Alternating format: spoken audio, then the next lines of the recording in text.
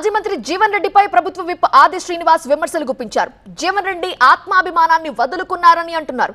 4 దశాబ్దాలుగా అండగా నిలబడిన పార్టీని వదిలేసి కేసీఆర్ విష కౌగిలిలోకి వెళ్లారని ఆది శ్రీనివాస్ అన్నారు. కేసీఆర్ రాక్షస అవినీతి పాలనపై 10 ఏళ్లు పోరాటం చేశానని జీవన్ రెడ్డి చెప్పుకున్నారని, మరిప్పుడు కేసీఆర్ తో ఎలా కలిసి పనిచేస్తారు అంటున్నారు ఆది శ్రీనివాస్. రేవంత్ పోవాలి, కేసీఆర్ రావాలని ప్రజలు కోరుకోవటం లేదన్నారు ఆది శ్రీనివాస్.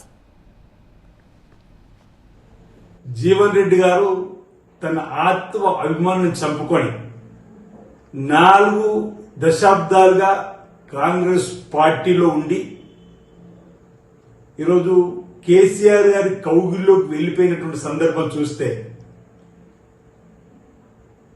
పార్టీలు అనేక మందిని ఫిరాయింపు చేసినటువంటి పితామహుడుగా ఉన్నటువంటి కేసీఆర్ గారి కౌగిల్లో ఎలా ఇమిడిపోతాడో భవిష్యత్తులో అనేటువంటి ఆలోచనలు చెప్పేటువంటి ప్రయత్నం చేస్తూ ఇప్పటికే కేసీఆర్ గారి విష కౌగిలిలో అనేక మంది సీనియర్ నాయకులు బలైపోయినటువంటి సందర్భం, అసలు వాళ్ళ ఆచూకీ కూడా లేనటువంటి సందర్భంలో ఇప్పటికే పార్టీలను అనేక మందిని చేర్చుకున్నటువంటి పితామహుడు ఉన్నటువంటి కేసీఆర్ గారి దగ్గర క్షమాపణ చెప్పేయగలుగుతారా వీరని అడుగుతా ఉన్నా.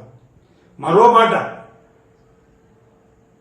10 సంవత్సరాల ఆనాటి బీఆర్ఎస్ ప్రభుత్వం పైన నేను పోరాటం చేసి ఆ రాక్షస పాలన పైన ఓవైపు చెప్తూనే ఆ పార్టీలో మళ్ళీ ఎలా పనిచేస్తారని చెప్పిన మాట, రేవంత్ రెడ్డి గారు పోవాలి, కేసీఆర్ రావాలని చెప్పిన ప్రజలు అంటున్నారు చెప్పిన మాట కూడా ప్రజలందరూ ఇప్పుడు విశ్వాసం వ్యక్తం చేస్తున్నారు. ఈ 2 సంవత్సరాల 3 మాసాల్లో జరిగిన ఏ ఎన్నికల్లో అయినా బీఆర్ఎస్ పార్టీని ప్రజలు పక్కన పెట్టిండ్రు. కాంగ్రెస్ పార్టీని కానీ రేవంత్ రెడ్డి గారిని విమర్శించేటువంటి సందర్భంలో మేము తప్పుపడతా ఉన్నాం.